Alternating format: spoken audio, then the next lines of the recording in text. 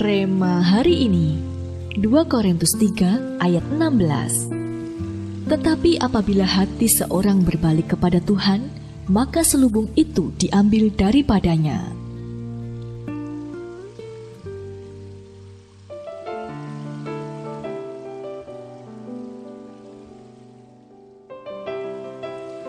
Ketika Petrus berjalan di atas air dan melihat Yesus, ia tidak tenggelam. Namun saat matanya melihat situasi dan kondisi di sekitarnya, yaitu angin sakal dan ombak, hatinya diliputi kekhawatiran dan kebimbangan. Akibatnya, ia jatuh dan tenggelam. Begitu juga dengan perempuan-perempuan yang datang ke kubur Yesus. Ketakutan dan trauma atas kematian Yesus membuat mereka lupa akan janji kebangkitannya. Akibatnya, mata mereka terhalang dan tidak bisa mengenali Yesus yang menjumpai mereka. Bujang Elisa juga mengalami hal yang sama. Ketakutan dan posisi terdesak membuat matanya terhalang, sehingga ia hanya melihat banyaknya pasukan musuh. Namun Elisa yang tidak dikuasai kepanikan bisa melihat bahwa ada kuasa perlindungan dari pasukan Tuhan yang jauh lebih besar. Satu lagi pribadi yang bernama Thomas, murid Yesus sendiri. Dia tidak percaya akan kebangkitan Yesus sebelum mencucukkan tangannya sendiri ke bekas luka di tangan Yesus. Logika manusianya mendatangkan ketidakpercayaan. Ya, ada begitu banyak alasan yang bisa membuat mata kita terhalang sehingga sukar untuk melihat bahwa janji Tuhan sudah diberikan atas kita. Bahwa tanah perjanjian bukan lagi akan diserahkan, tetapi sudah diserahkan kepada kita. Percayalah bahwa firman yang keluar dari mulut Allah tidak mungkin gagal dan tidak akan pernah kembali dengan sia-sia.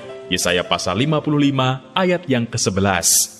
Ketahuilah, di tahun kemuliaan Tuhan ini akan ada begitu banyak peperangan rohani dan intimidasi yang musuh tebarkan di hidup kita, sehingga kita dapat tersandung dengan ketakutan, kepanikan, kondisi yang terdesak, trauma, ataupun logika manusia. Semua itu pun dapat menghalangi kita untuk bangkit dan menjalankan mandat untuk membebaskan bangsa kita dari kegelapan.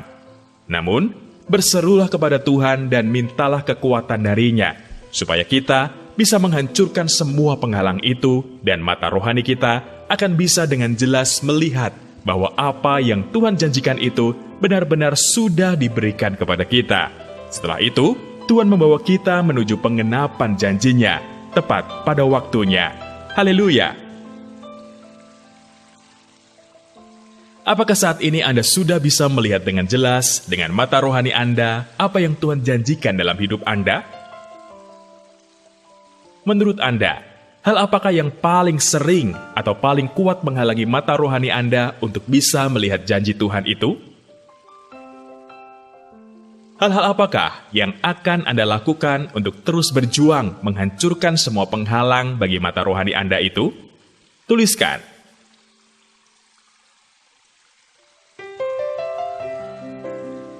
Tuhan Yesus, terima kasih atas semua janji yang sudah Engkau berikan atas kami. Kami tahu dan percaya bahwa semua itu sudah menjadi milik kami.